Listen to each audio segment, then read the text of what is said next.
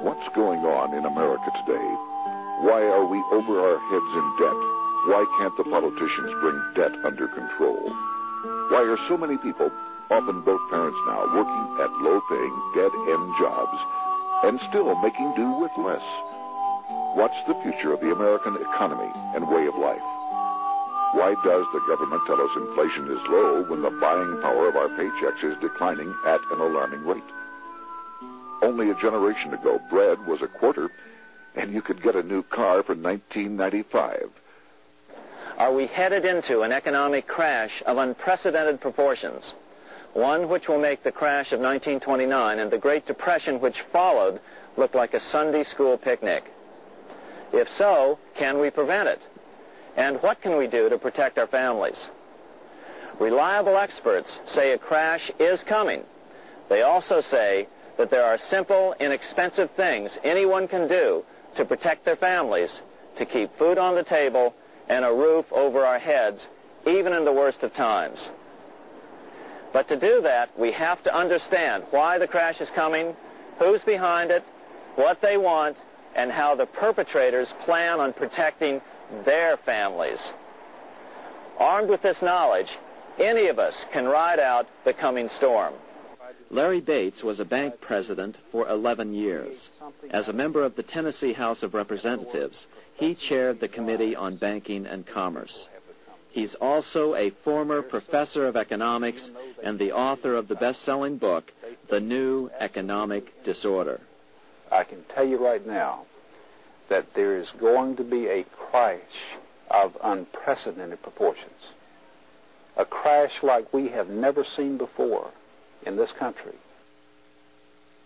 The greatest shock of this decade is that more people are about to lose more money than at any time before in our history. But the second greatest shock will be the incredible amount of money just a relatively small group of people will make at exactly the same time.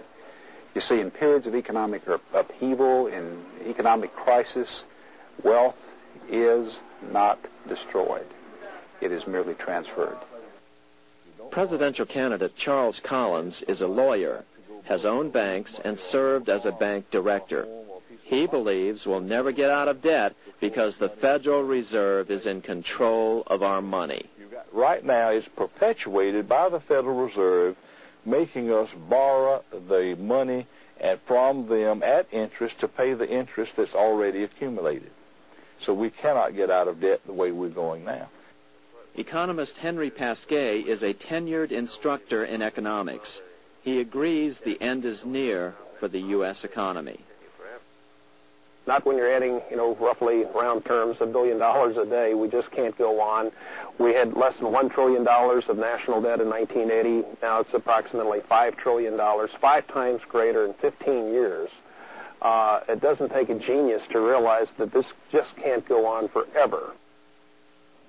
The problem is that since 1864, we've had a debt-based banking system. All our money is based on government debt. We cannot extinguish government debt without extinguishing our money supply. That's why talk of paying off the national debt without reforming our banking system is an impossibility. That's why the solution does not lie in discussing the size of the national debt. Rather, it lies in reforming our banking system. This is the Federal Reserve headquarters in Washington. It sits on this very impressive address, right on Constitution Avenue, right across from the Lincoln Memorial. But is it federal? Is it really part of the United States government? Well, what we're about to show you is that there's nothing federal about the Federal Reserve, and there are no reserves. The name is a deception created back before the Federal Reserve Act was passed in 1913 to make Americans think that America's central bank operates in the public interest. The truth is that the Federal Reserve is a private bank owned by private stockholders and run purely for their private profit. That's exactly correct. The Fed is a privately owned for-profit corporation which, again, has no reserves, at least no reserves available to back up the Federal Reserve notes, which is our common currency.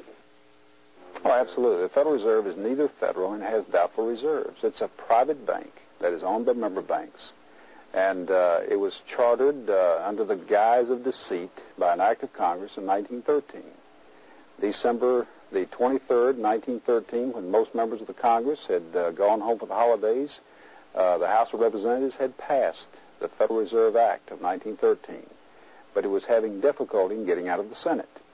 And most people had gone home. But one of the things that I used to make sure and check is when we had a recess in legislative circles, you want to make sure that you adjourn what is called sine die, without day. The Senate had not adjourned sine die, without day. It was still technically in session. So you had 3 members of the Senate, according to the Senate Journal, were present on that day, December 23rd, 1913, and they passed the Federal Reserve Act in the Senate on a unanimous consent voice vote. There was no objection. Had there been one person there to object and say and contest the absence of a quorum, then it would not have passed. If there's still any doubt whether the Federal Reserve is a part of the U.S. government, check your local telephone book. In most cities, it is not listed in the blue government pages. It is listed in the business white pages right next to Federal Express, another private company. But more directly, U.S. courts have ruled time and time again that the Fed is a private corporation. Why can't Congress do something about the Fed?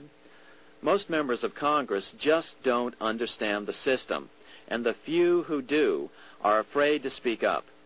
For example, initially a veteran congressman from Chicago asked us if he could be interviewed for this video. However, both times our camera crew arrived at his office to do the interview, this was all we were able to film.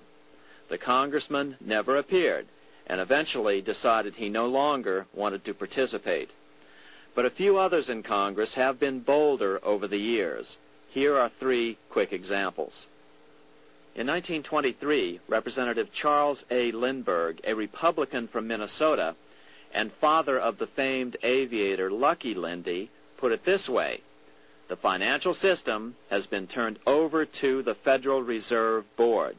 That board administers the finance system by authority of a purely profiteering group. The system is private, conducted for the sole purpose of obtaining the greatest possible profits from the use of other people's money. One of the most outspoken critics in Congress of the Fed was the former chairman of the House Banking and Currency Committee during the Great Depression years. Lewis T. McFadden, Republican of Pennsylvania, said in 1932, "We have in this country one of the most corrupt institutions the world has ever known. I refer to the Federal Reserve Board. This evil institution has impoverished the people of the United States and has practically bankrupted our government. It has done this through the corrupt practices of the moneyed vultures who control it." Senator Barry Goldwater was a frequent critic of the Fed. Most Americans have no real understanding of the operation of the international moneylenders. The accounts of the Federal Reserve System have never been audited. It operates outside the control of Congress and manipulates the credit of the United States. The Federal Reserve really, even though it is not part of the federal government, it is more powerful than the federal government. It's more powerful than the President, the Congress, and the courts. Now, a lot of people challenge me on that, but let me prove my case. The Federal Reserve determines what the average person's car payment is going to be, what their house payment is going to be, and whether they have a job or not. And I submit to you that that's total control. And the Federal Reserve is the largest single creditor of the United States government. What does Proverbs tell us? The borrower is servant to the lender.